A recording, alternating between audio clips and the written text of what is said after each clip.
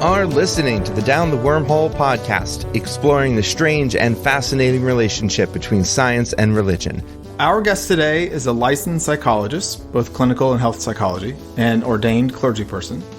She received her bachelor's degree in psychology from Spelman College and her Master of Science and PhD in psychology from the University of Florida. She also received a Master of Divinity degree from the Candler School of Theology at Emory University.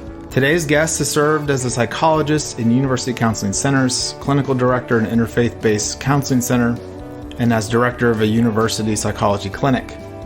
In addition, she has served as a minister of education and associate pastor in local churches. Our guest draws on her knowledge of human potential from her experience as a psychologist and ordained clergy person to support the psychological, spiritual, and physical well-being of all people. Through her firsthand knowledge of life as a wife, mother, musician, professor, clinician, and minister, she has the insight to support the needs of adults, including performing artists, clergy, and health professionals. We are very excited to welcome to the show Dr. Vikki T. Gaskin-Butler. Thank you. I'm so excited about being here. Welcome. Okay, so I've done my part. You guys, go ahead. What? Zach, you have to edit that out. Oh, yeah. Mic drop. Ian's done. He's going to go home now. Oh, you are home. Yes. Yeah. It's nice to have you with us, Vikki. Do you and Ian or both of you want to share a little bit about like your connection? How did you meet? And how did we get, how did we get to this moment where we get to have you on to talk to you and ask you about, the work that you do? Okay, so I can tell you my side, and I think Ian should tell you his side as well. Sounds good. My husband introduced me to Ian via email, but before that, he told me about Ian, and he said, he's really cool, and he's doing some really cool stuff, and I know you'll be interested in it. And so he told me about your podcast, and he told me about the fellowship you had, and so then I started being nosy and looking around on the internet and trying to find out who Ian was. And my husband said, yeah, I told him about you and y'all should get in touch. And I think he'll be a good guest on your podcast, which I thought was great because now I want all of you to be guests on my podcast, just so you know. And on your podcast. Yes. You want to plug your podcast? I just started it. It's called Healing the Human Spirit. Nice. And it covers any topic, literally any topic that's salient for human beings. Because I've said this a million times, but for me, as a psychologist and a clergy person, I use my dad's phrase that I heard him say when I was like in high school or middle school, inextricably intertwined. Psychology and religion for me and spirituality are inextricably intertwined. And so the podcast is really about all kinds of things that affect our human spirit and how we can use any occurrences in our lives to help us heal, whether those things are quote unquote labeled as good things, bad things, or in between. When could people expect the first episode? Actually, the first episode happened a month ago because I launched before I was ready. Nice. And my husband was my first guest, and we talked about, we talked about the coronavirus, science, the coronavirus, and religion. And so we talked about those three topics because he is a science educator and undergraduate degree in physics. So we have lots of interesting conversations around that. Yeah, I bet. And it's so fun to talk to people who cast those wide nets, which sounds like that's exactly what you're doing in your work and with the podcast, is like everything that matters for human beings and human flourishing. Let's just tackle it all. So that's great. My favorite topic, though, is science and religion. So I'm going to try not to be too heavy on that. Science, religion, and spirituality. Oh, we invite that. I mean, be heavy on you can that. jump right into that. That is literally what this podcast is about. Be heavy on that today. So I do want to cover lots of other things, but that, as you can see, I'm here today with you. It's my favorite topic. Yeah, no, I'm excited to hear more about that. Ian, was there anything that you wanted to share about y'all meeting? Yeah. So Vikki's husband, Malcolm, and I have known each other for several years since we're both science educators. And we got to know each other in one of our professional conferences and just would stay in touch. And every time we'd see each other, we'd sit down and hang out and just talk and catch up and stuff. And then he became or was one of the finalists for the dean position at my college, the College of Education, and ended up getting the job. And when he came on the interview, we were going to be recording an episode while he was there, and he was really interested in the podcast again because he knew about it. And then that's when he told me about Vikki and said, I think you all need to meet because you guys have similar interests. And so when Vikki and I met, and we've only met like this one time, and I remember after I hung up, my wife was in the other room and she knew that I was meeting with Vikki, and she's like, wow, you guys hit it off beautifully. And I was like, yeah, that was a lot of fun. So, so I knew we had to get her on. And, as I said before we were recording, I think Vikki and I, once they move up here in a couple months, are going to become good friends because she just has a lot to offer. Yeah, Ian texted all of us almost immediately, and like he had just met the president or something, and he's like, yes, oh my gosh, you have to meet this person. She's so wonderful. So. And I was sharing some of the things you mentioned, and everyone was like, oh, whoa, I'm in. We got to do this. And so, so yeah, and it was just neat. It's fun for me, with Malcolm getting hired and, as my next dean, to have a science educator as the dean. But then to realize, and I know that Malcolm is a person of faith as well. But then when he introduced me to Vikki and your areas of interest and expertise, I just knew right away we would get along well. So, yeah. That's awesome. I'm happy to have you here. It's exciting. Yeah.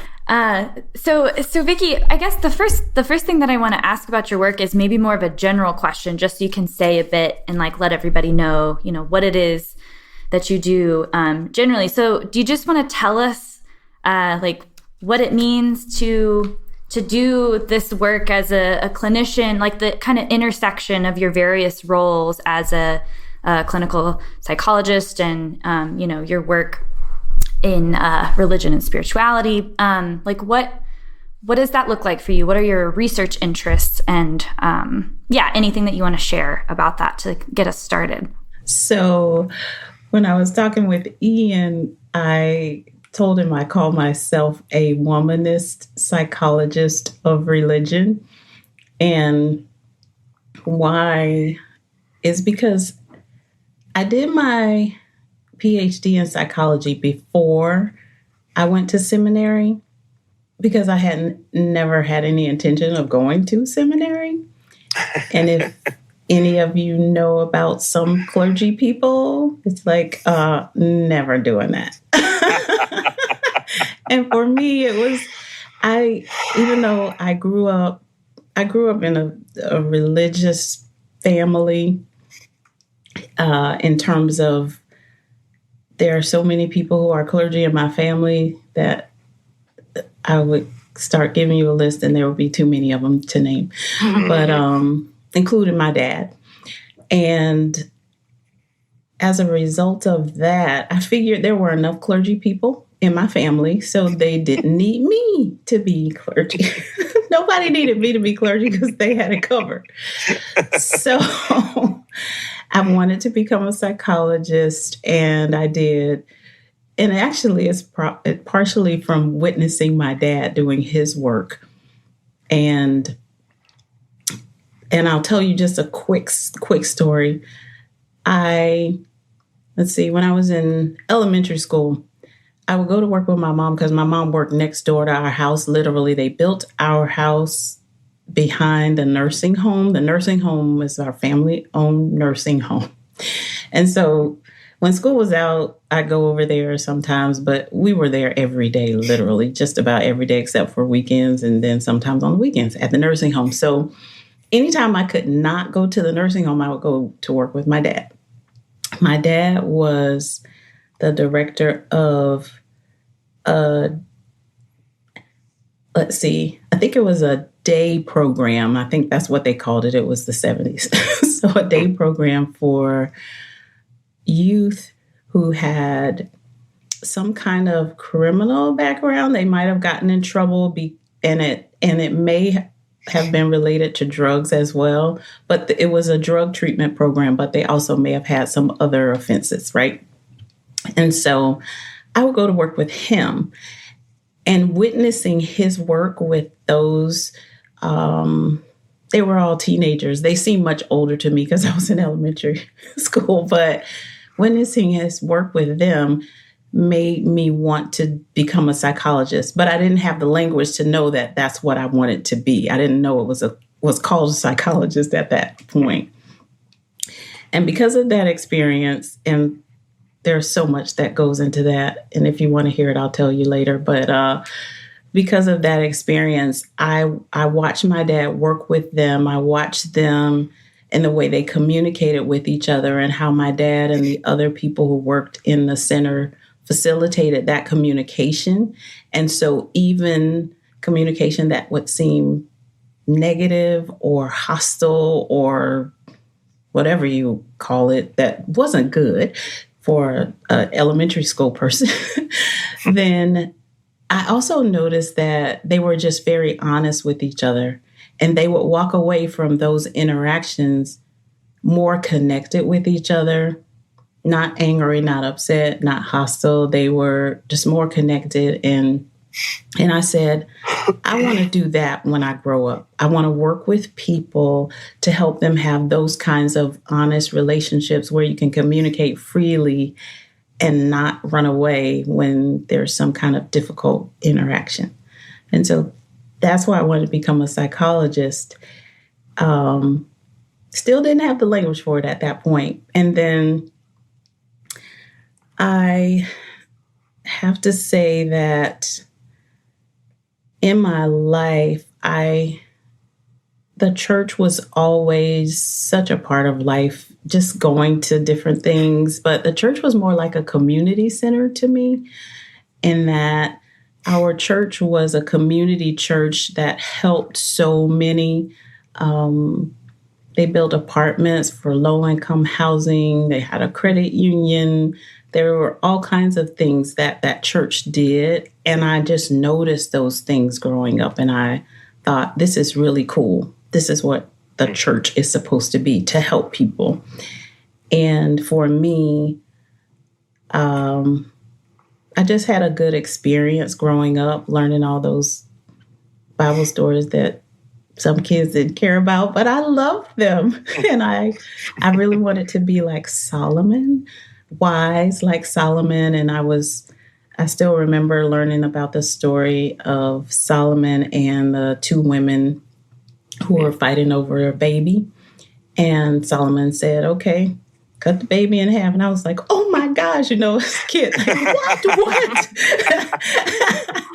And I was like, is he going to do this? The suspense. And then, of course, then he did not. The woman whose baby it was said, no, don't do it. And the other woman said, yeah, cut it in half. And Solomon said, okay, now I know whose baby it is. And I thought, oh man, I want to be like that when I grow up.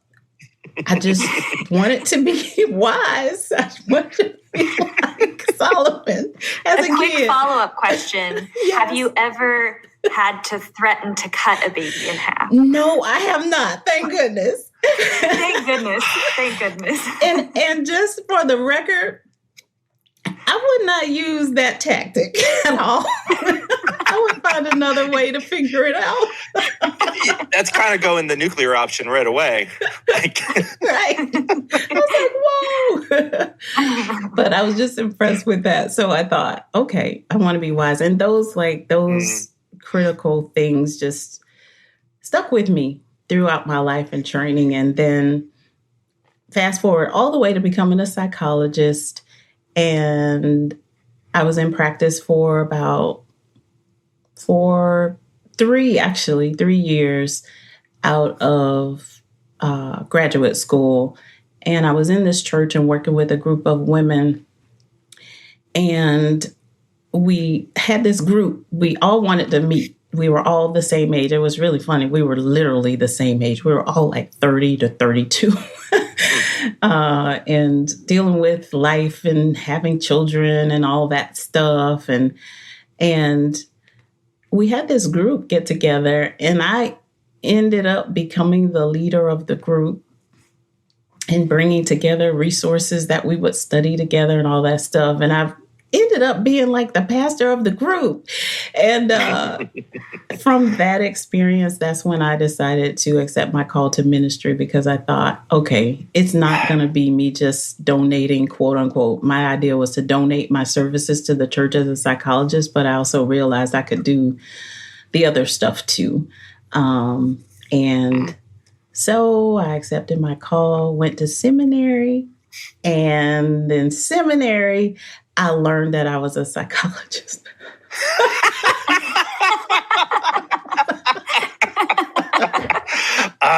Good. And I say that because my friends are terrible. They're really terrible. And if they're listening, y'all should know y'all are terrible, because they're not really terrible. They're my friends. But I had this aha moment in one of my classes as we were getting near the end of the process in seminary and getting closer to graduation. And I said, oh my God, I'm a psychologist. I'm a psychologist. And they were like, yeah, we know, we've been getting free therapy this whole 3 years, right? Like, really?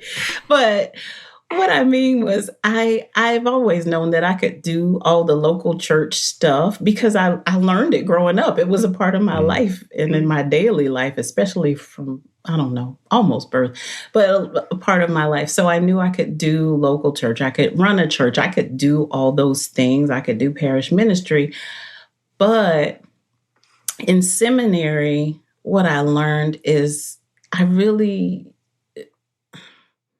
just would say the world is my pulpit, because I look at the intersection of psychology and theology for me, and it helps me to relate better to anyone and everyone I encounter, even the people that might be difficult. And I mean, I was challenged in so many ways, like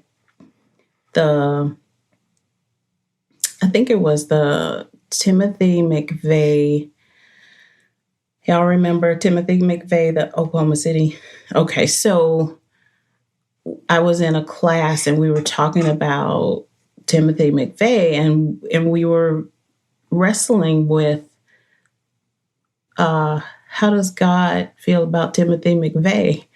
And we came away with it like, well, God probably loves Timothy McVeigh, even though he may seem unlovable to all of us. He did something very awful, right?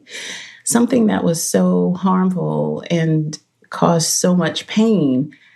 And we were like, okay, so if God loves Timothy McVeigh, God loves everyone. And then we went to lots of other historical figures that were pretty awful, and awful in my in my estimation.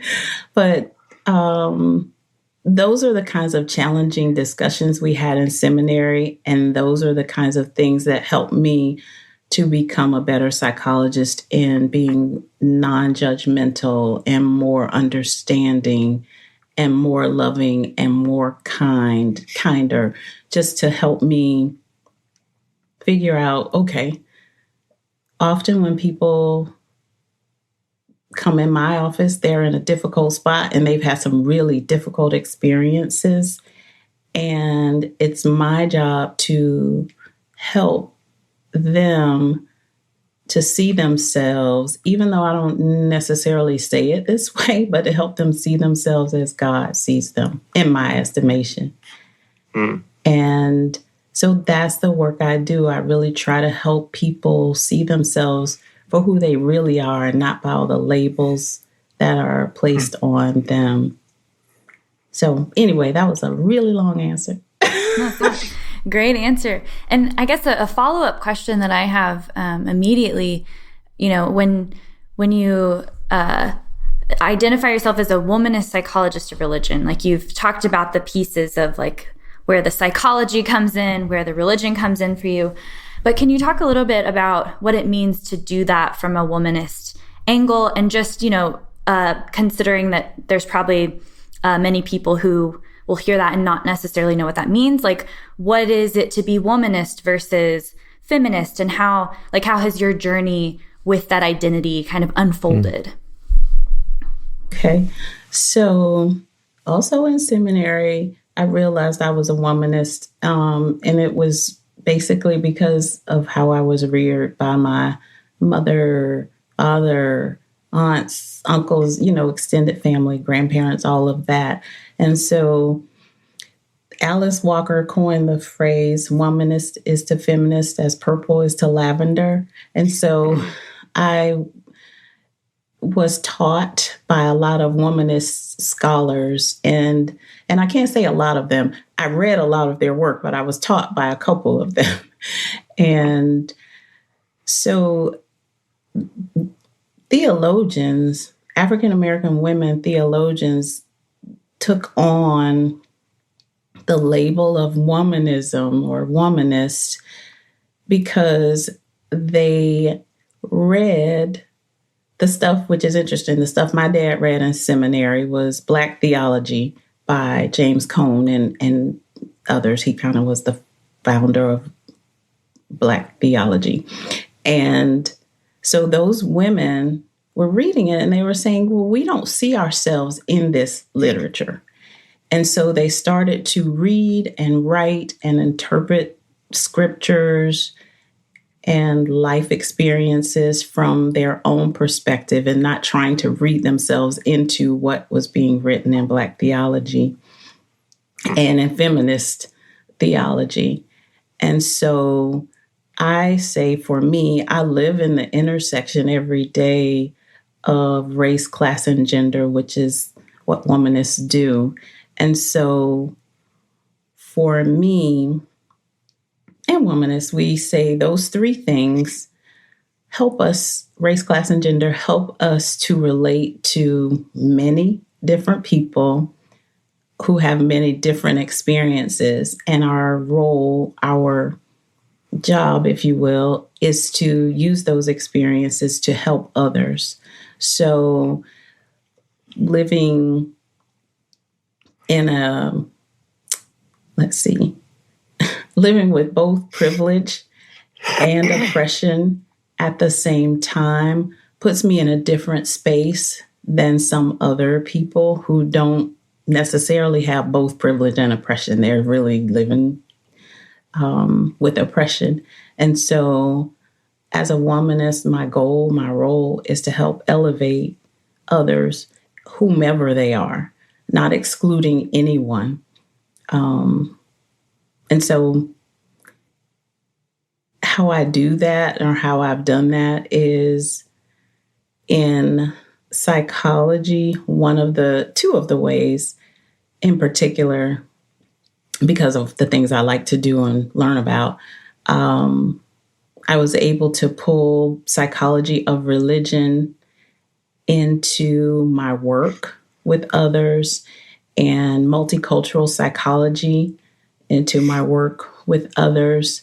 And a special piece of multicultural psychology actually is religion and spirituality. And I shouldn't say not too many, but some psychologists aren't that comfortable dealing with those two topics. So I really help my students explore those things, and I, allow and enable my clients or patients to do the same. So I don't know. Did I answer? Yeah, no, I think so. And I think it's just helpful for people to hear, because like my first encounter with like womanist scholarship was in grad school, and it's not, you know, I think that that's something for the person who's kind of on the outside of grad school in general, or, you know, just reading like totally different genres of stuff. It just is, there's not a context often, I think, for people to know what that means. So I think it's helpful the way you frame that as being, you know, about like caring for people at the intersection of race and gender in particular, and class, as you added. And I think that that's interesting to like the intersection of identity as like a womanist psychologist of religion. I want to ask you just about that a little bit more, because a lot of my own research is in psychology of religion, and so there's a pattern in psych of religion, just to kind of share for people on the outside, and I think we may have like brought this up a couple times before, but a lot of the demographics of people who are studied in psychology research, I think in general, but it also extends to psych of religion, it's the weird problem. It's that a lot of the people, the pattern is for them to be Western, educated, industrialized, rich, and democratic. And so I'm wondering, like, you, Vikki, are sort of situated in a way where like the stuff that you do, and I tried to do a little bit of stalking of you on the internet and found your CV, and you know, the work that you do is really like resisting that pattern of weirdness, the acronym of the weird in psychology research. And it's really cool to see that, like filling a gap in a lot of the pattern of like who gets studied and who gets brought into work and research on psychology. And so I'm just wondering, like, can you speak to that a little bit? Like, how does that, what are the kinds of things that you notice in your own work that seems to like resist maybe like wider patterns that you see in publications in psychology on, you know, on stuff that you do, or like, you know, how does that feel different, I guess? So, excuse me.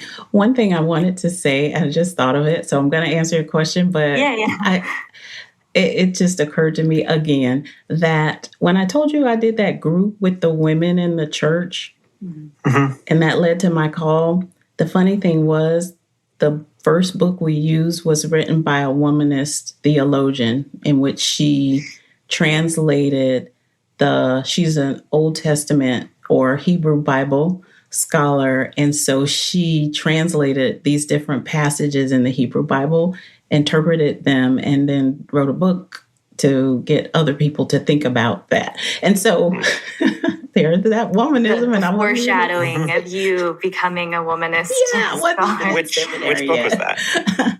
But anyway, so let me talk a little bit about training, because I spent many years doing training of students. And so where I find this intersectionality is when we look at who becomes psychologists, right? So I've now worked in a training program in clinical psychology. Most recently, I worked in a training program for mental health counselors, school counselors. Yeah, mental health and school counselors. And then prior to that, I worked with students who were in clinical programs as well, or pursuing a social work degree or a counseling psychology degree. So this is the frame of reference I'm thinking about. And what I found is, for me as a womanist, it's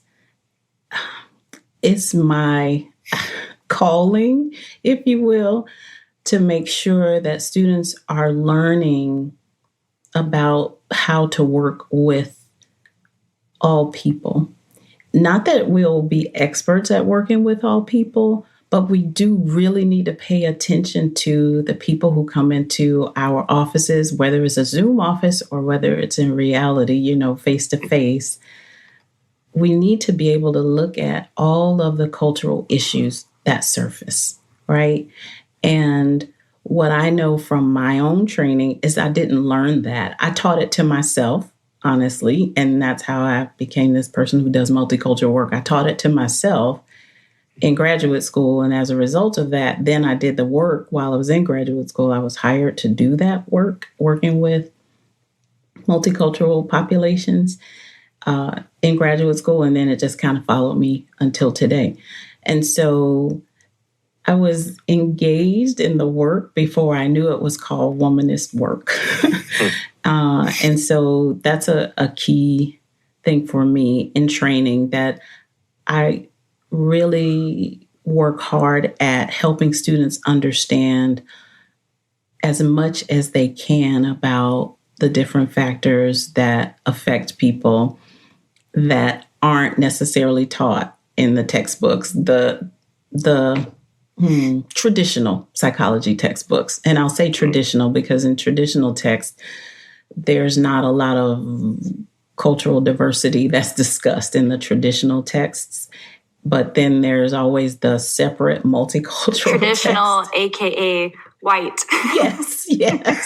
Traditional white. And so many college students or, middle class, you just said it, weird. And so that's one of the things I've done. And in terms of my teaching, that's one of the things I've enjoyed the most and also has been the most difficult at the same time. Because it's challenging when I'm the first person to bring all these things up and somebody goes, what? You mean race does have an impact on health? Yeah, it does. Or class has an impact on health?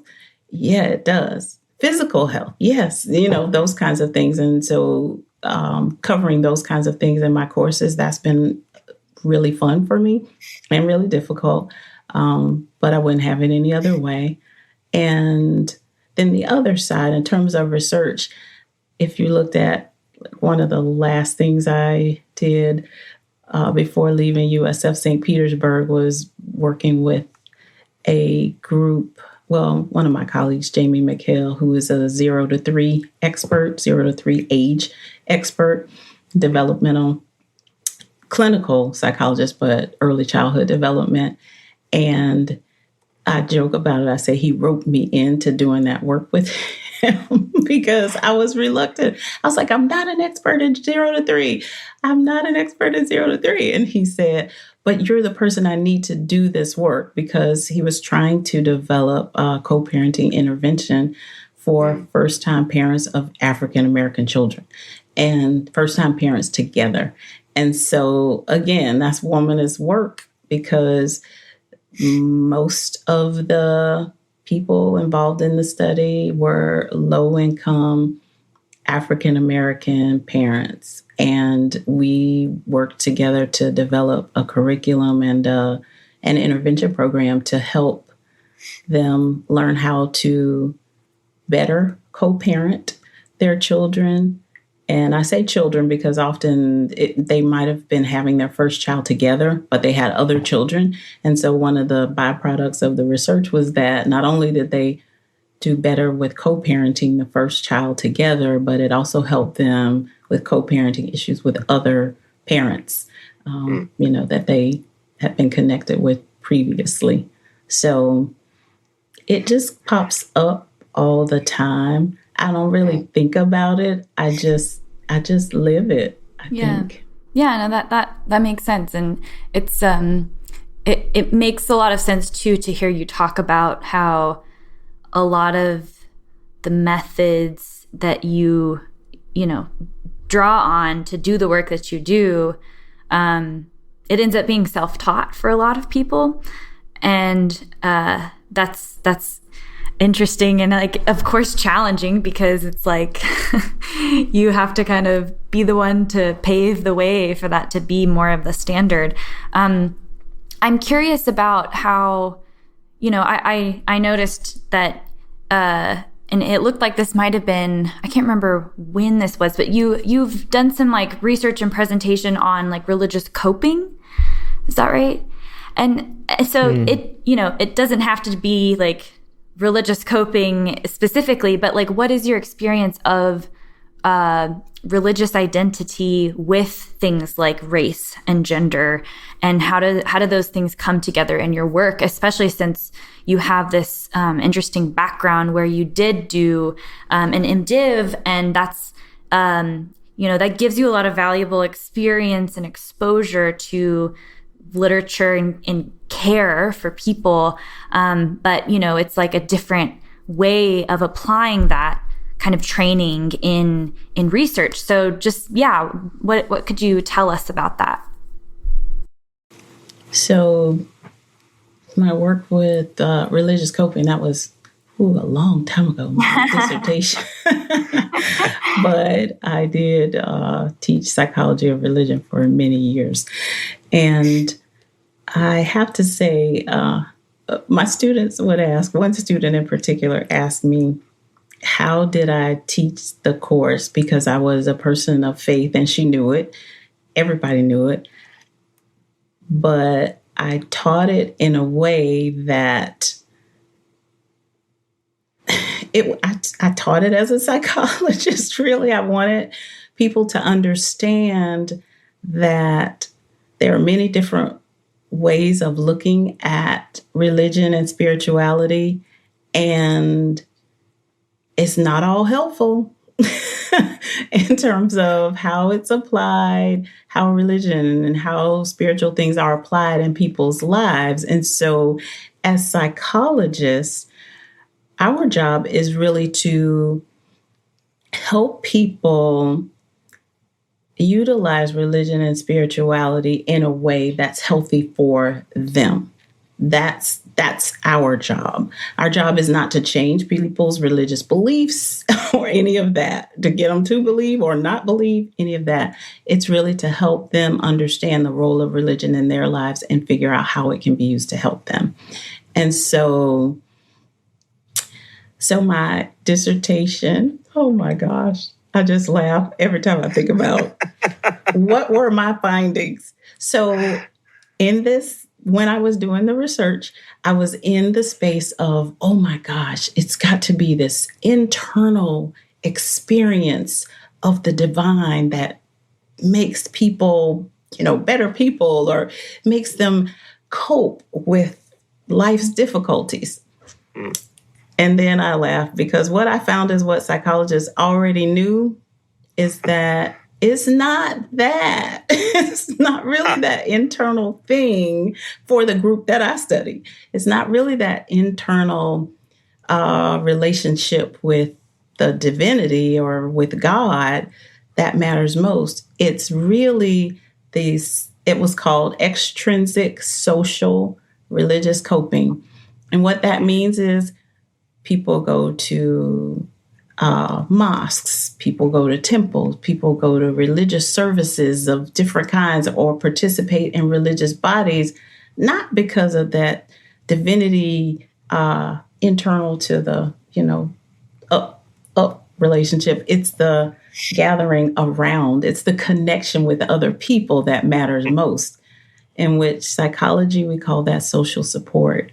And that's one thing we know that works. Social support helps people. So I did a dissertation to help us find out what we already know.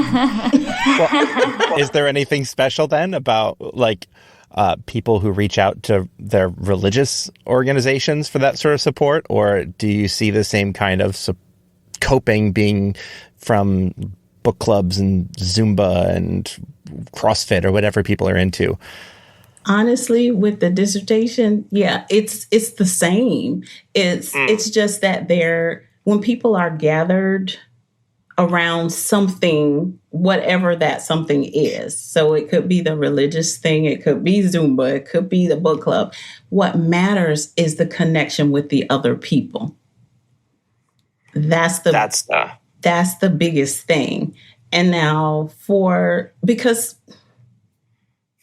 okay, how do I say this delicately? Because sometimes when people gather with religious groups or people, the last thing they talk about is religion. I mean, sometimes they do, if it's a Bible study or, a religious themed gathering.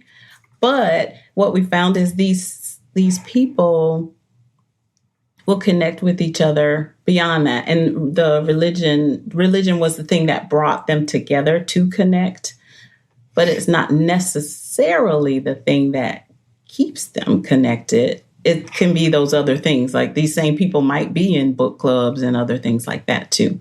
But social support really matters. Now, I'm not saying that religion doesn't matter, because that's the thing that brought them together in the first place. Yeah, we're all watching the clergy person's facial expressions right now. Like, Zach.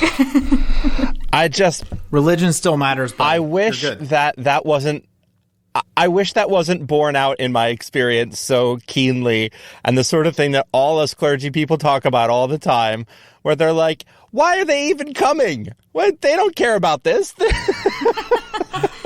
They're here for the cookies. Ugh. I'm like, all right, so nobody comes to the Bible study, but 100 people come to the chicken barbecue. All right, then, okay, we should just open a chicken shop.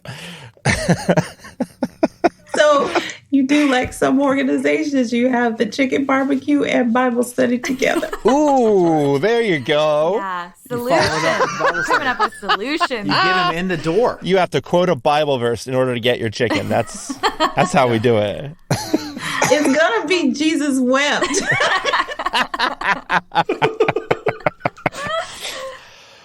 Oh, or what is it? Ecclesiastes 10:19? Is that what it is? The food was made for laughter, and wine gladdens the heart, and money answers everything. My life. It's my life verse.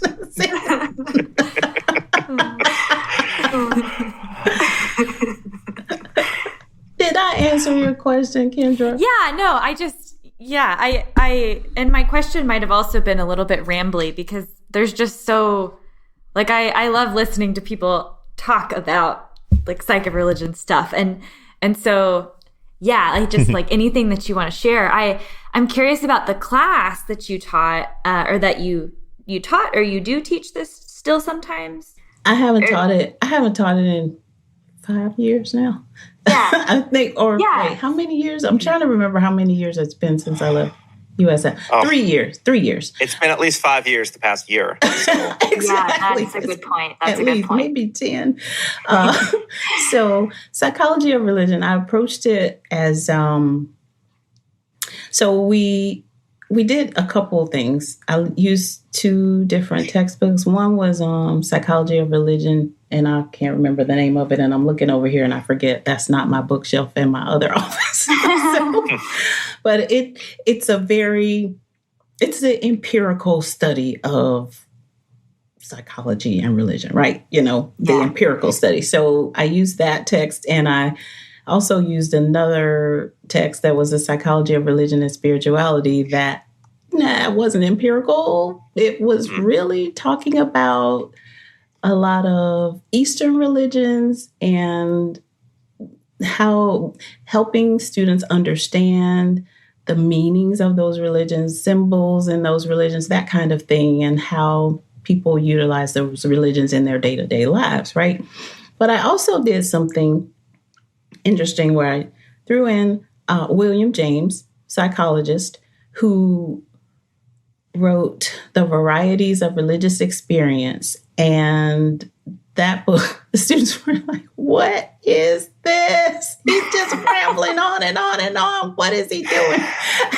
But I used it because I wanted them first to see a psychologist who emphasized religion in a way that they perhaps weren't used to.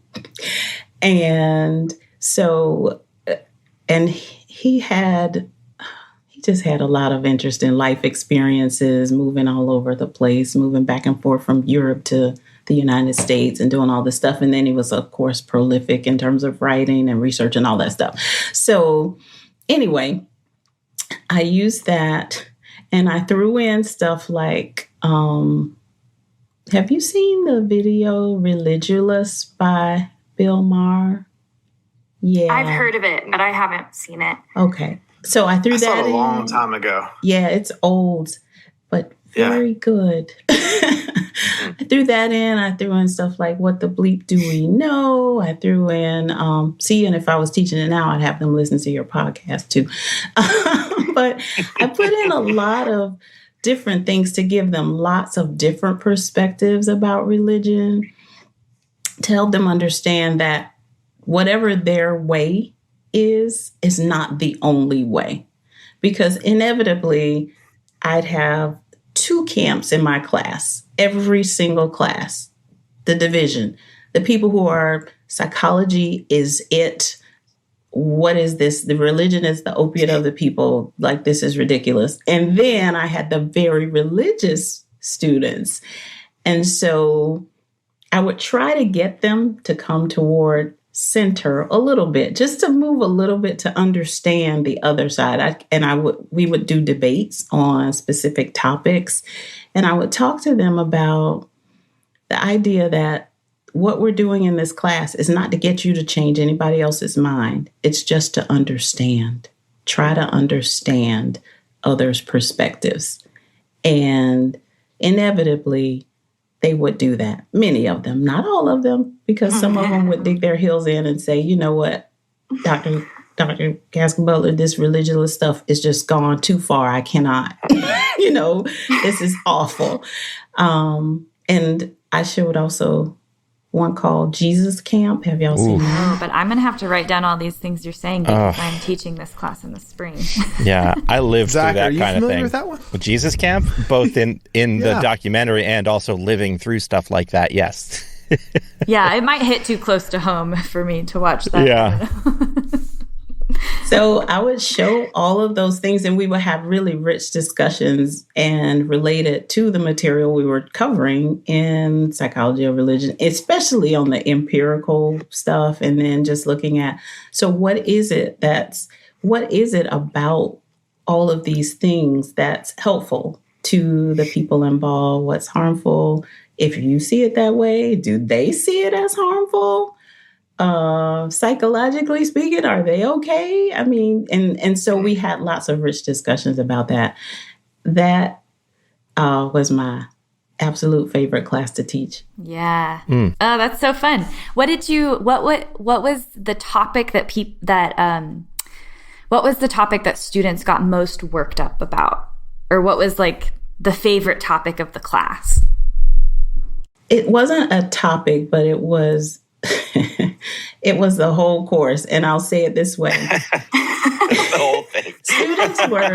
Students were really upset with me that I could not say the research definitively says this about anything. Because I said, this is what we have, because psychology of religion it's still growing, right? But we don't have millions and millions of people studying this, right? But what we can say is, this is what we know based on this research. And we we covered so many different topics, from clergy health to religious attributions and social psychology and all these different things. And they were just frustrated because I wasn't giving them definitive answers. I said, this is the research we have, and you have to look at this research and then look at the people with whom you're going to work and figure out whether this research bears out or not. And it might not. And if it doesn't, at least you have a foundation to use to approach the people. And so that was the biggest issue, and on both sides, because students who were really religious, it didn't matter what their religious background was, because I had some diversity there. They really wanted me to just come down and say, religion is great. It helps everyone. And, because I'm a believer in this, particular faith tradition. And then the others wanted me to just say, religion's awful and it doesn't help anybody. And I was like, yeah, can't do that. So that was the big deal. And they were frustrated the whole time. What if we could approach our theology, our religion with that kind of a mindset where you're like, here's what scripture suggests, and here's how it bears out. And does that work in this context or not? And if not, like how can we adapt? What can we do? Like, wow, what if that worldview that you just put forward, like apply that to our faith journeys, and I feel like we would all be so much more mature. No, Zach, we need absolutes.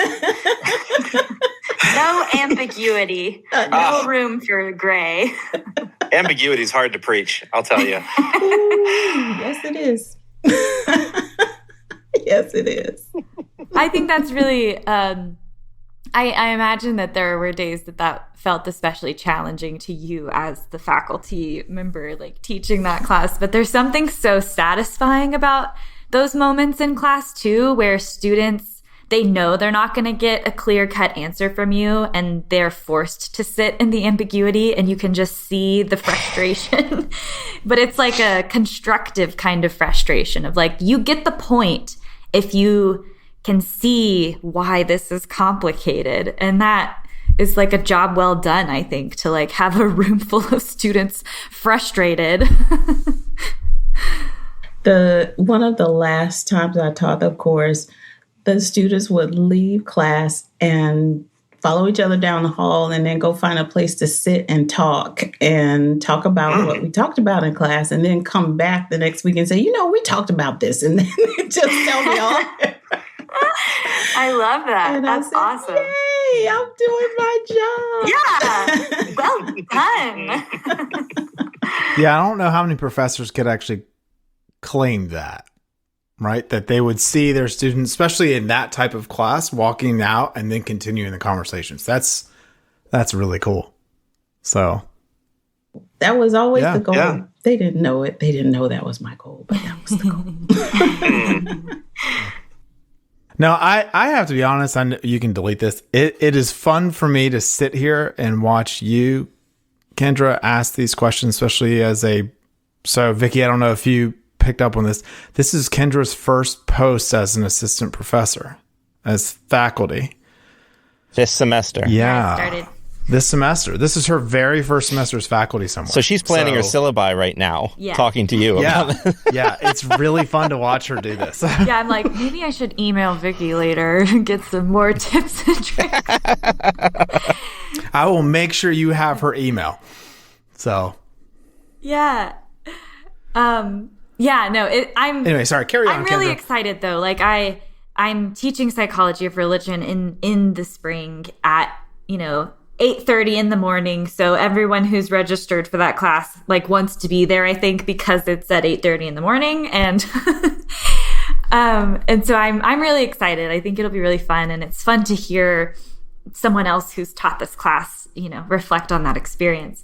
I'm wondering too, just, in talking about religion, and again, just considering like your roles and your experience on the more like spiritual, MDiv side of that versus your experience with religion as a psychologist. What do you notice when people read research or conduct research about religion? Religion becomes a variable in a way that sometimes, like, you have to kind of, we as researchers, we make decisions about how to simplify religion to fit as a variable that you can like create, find correlations with it, with various other, demographic factors or whatever. What are some of the challenges that you've noticed in like simplifying religion in that way? And what's something that you wish people knew about studying religion as a research variable, if that makes sense? So what I noticed especially in teaching psychology of religion, is looking at the way religion was operationalized. As you said, it's very difficult to operationalize. That was actually one of the exercises we did in class. We looked at words like faith? What does that mean? Belief, what does that mean? And those kinds of things. And what I would say is psychologists of religion should be clear about what it is they want to know. And so if I want to know how religion affects, I don't know, cardiac health, then that's too big, right? What aspect of religion are you concerned about? Is it something simple like church attendance? Is it something like I walk in a group with people from my church? We have a walking group, or, that kind of thing. I think it has belief in the God. Yes, right. Belief in God. What does it mean? And I also think that's just so hard to do, right? Because we're narrowing down something that's so big. But if you really want to answer some questions, I think it is important to operationalize, get it down to the most specific thing you can think of that you really want to know about. Because that's what I notice that's part of what leads to that frustration with ambiguity. Because we could have 10 studies on how religion affects cardiac health, and they all operationalize religion differently. And so what do we really know when we're looking at these 10 different studies? Well, we know it for the walking group people, they walk with their, friends from the synagogue, and they're good, right? Their health is really great. But then we also know they probably eat more fruits and vegetables. Like those are those external variables, right? Something else is going on there too. So anyway, I think that's one of the bigger things. And that's a conversation that in terms of research, that's going to go on forever and ever, I think, because we really have to keep working at it. Just trying to understand what we really want to know.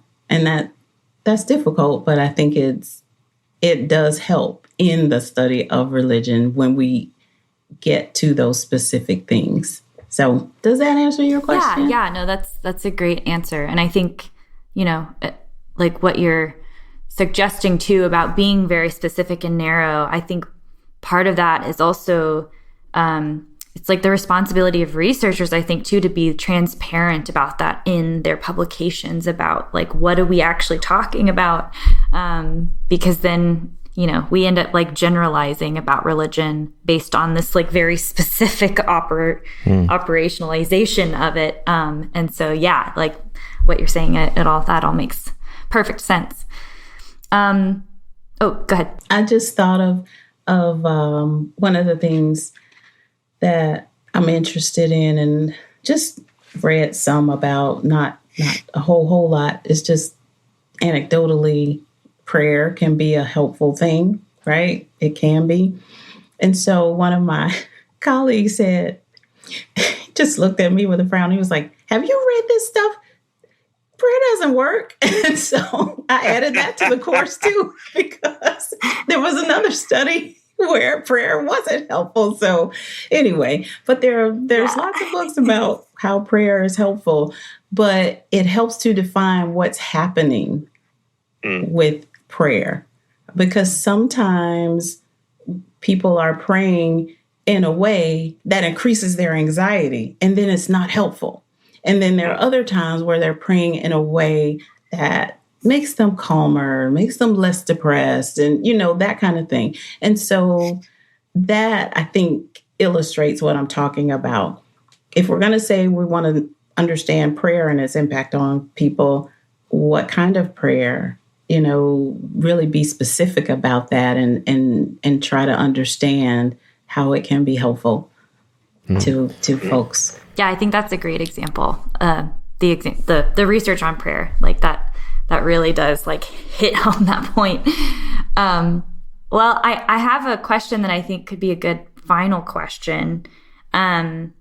unless Zack wants to add something else. But I was going to say, Vikki, as we wrap up, like, what do you want to share? Or maybe we kind of did this in the beginning, so I don't know if this is going to work. But I was going to say, Vikki, what is it that you want to share with us as we wrap up about, like, work that you're doing right now? Anything that, you're excited about that you want people to know about?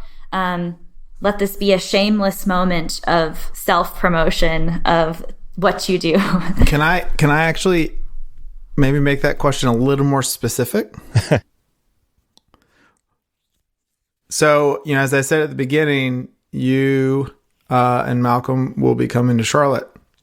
So what is it, building on Kendra's question, what do you hope to do once you move? What are your goals when you come to Charlotte? Yeah, that's a good one. And start anew. So, excuse me. I actually started working in private practice here, virtual private practice here in Florida, just a couple months ago. And so I plan to get licensed in North Carolina and start a private practice there. But the funny thing is, I only want private practice to be a part of what I do. I don't want that to be my daily, like every day, all day kind of work. I really like working with groups of people. So here you will see how that pastoral kind of influence comes out of me because I like working and doing things like workshops and retreats that focus on spiritual, psychological, and physical well-being. And so those are some of the things that I want to do, and it'll be under the guise of my private practice. I also have this other project that I'm working on. I won't give you the name of it yet, but it's a news network. I want to develop an online news network, and the site itself has already been developed. We're just needing to populate it with stories and stuff like that. So I had to put it on the back burner for a little bit while I got my private practice stuff up and running. But I want to do that as well, because I think that there are many ways to reach people, and I want to try to reach as many people as I can in positive ways. And so my news site will do that as well as my website. So, and one more thing, I'm also working. I won't start. I've actually started writing, but I'm going to work on my first book, starting working with the editor in January. Cool. Because we're doing something small, like moving right now. Nothing major. Here and at there. some point, you'll sleep, right? Yes, exactly. So I have a lot of things going on, but this is the thing. I always said I am a person that I chose to become a psychologist because I get bored easily. So I need to be doing different things, have my hands in different pots, I guess. And so my career, I've done a lot of different things, but I feel like now this is my time where I'm going to do all of the things that I believe I'm called to do at this point in my life, which is writing and doing retreats and workshops and consulting and that network thing on the side. So exciting. And a podcast. That's pretty Yeah. cool. Yeah, and a podcast. Don't forget your podcast. Yes, and the podcast. The blog and the podcast are on my it's going to be Dr. Vikki website. It's almost done. I just have to add a couple podcast episodes and then we'll make it live. Yeah, but in the meantime, cool. When people are done listening to this episode, they should search in their preferred podcast provider for the Healing the Human Spirit podcast and they should definitely subscribe to that and listen to the one episode that's up so far. Yeah. So exciting. Or maybe multiple Yeah, I episodes hear by he's this a point. decent guest. What'd you say, Ian? I said I hear he's a good guest. your first guest. He's all right. No, you said decent the first time. I did say decent. You're right. This is your future boss here.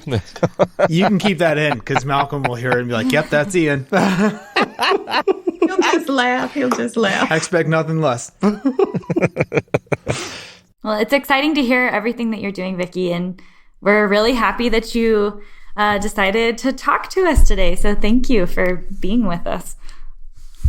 Well, thank you. Thank you so much. Me. Yeah, thank you. Thank you. I'm so excited. I was really looking forward to this. And I have to say, I was a little nervous. I was like, oh, my God, what are they going to ask me?